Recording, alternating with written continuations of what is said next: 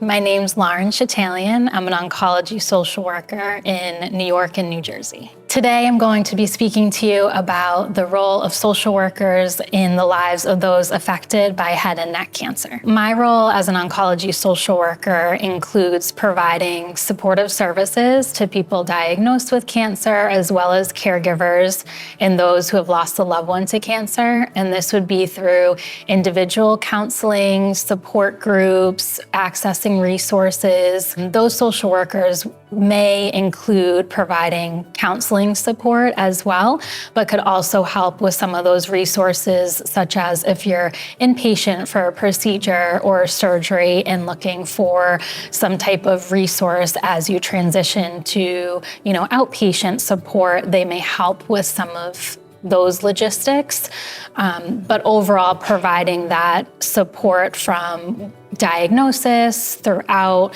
your care when you're going to treatment as well. Treatment centers might include different workshops for different treatments you might receive. So that could include like chemo workshops and that could help to prepare for treatment as well.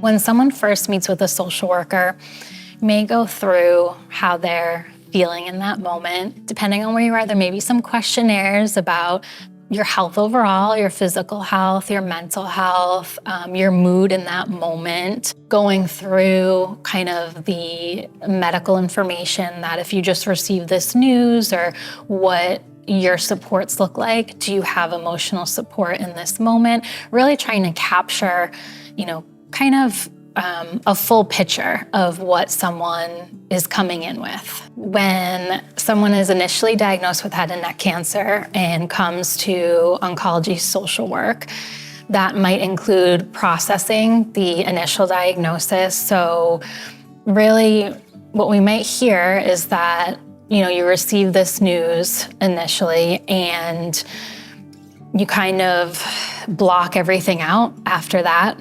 It can be very overwhelming, shocking, leading to thoughts of, what does this mean for me, my family? How long will I live? Who will care for my loved ones? And then just processing what might be up ahead, establishing that medical team and figuring out the type of care that they want to receive. While there may be a standard of care available to someone, everyone's quality of life and what they're looking for might be a little bit different. So thinking about from a holistic approach of what they would like that to look like, as well as acknowledging that you can get several opinions to your care. So to feel comfortable with your medical team, how to prepare for these appointments, questions that you may ask.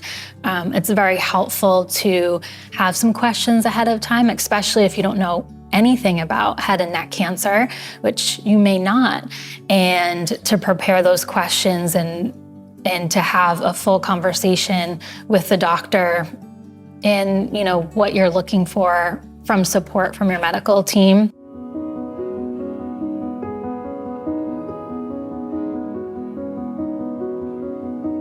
In an initial session or meeting with a social worker, the social worker may ask, what do you hope to get out of this? Or what are some of your goals? Or what are some goals we can work on together? And through subsequent sessions, that may be working on those goals, whatever that may be. When someone starts treatment, that's when we talk a little bit more about managing those side effects.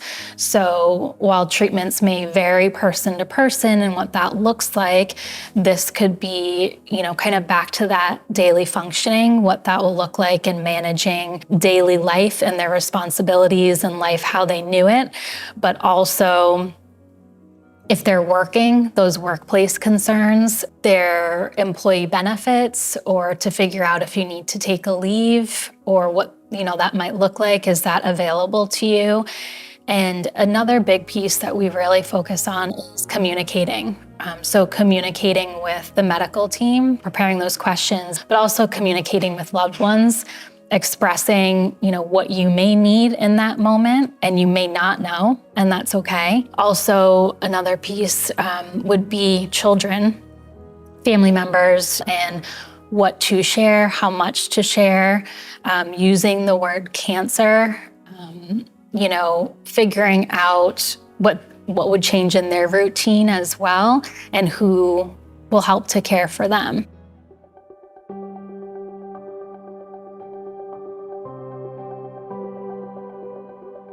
Someone diagnosed or impacted with head and neck cancer may be introduced to a social worker through several different modalities. One could be right through the treatment center. So depending upon the services provided at the treatment center, the medical, facility, there may be social workers or supportive staff available. Sometimes an oncology social worker will be just there throughout treatment, and other times, individuals may have to seek out that person when they, recognize, maybe I do really need a little bit more support in this moment. How am I going to cope with this diagnosis? What will that look like for me? People may search in the area, get referrals from their doctors, may search online for therapists or individual counselors.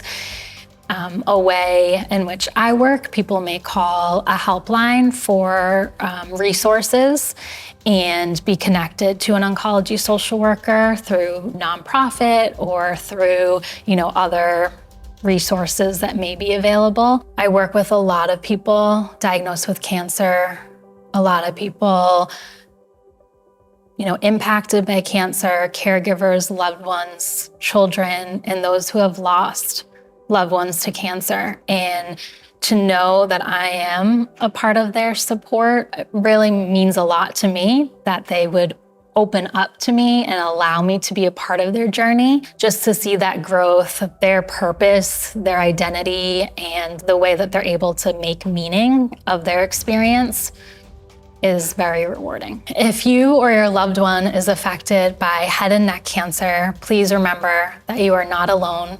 And together, we are made of more.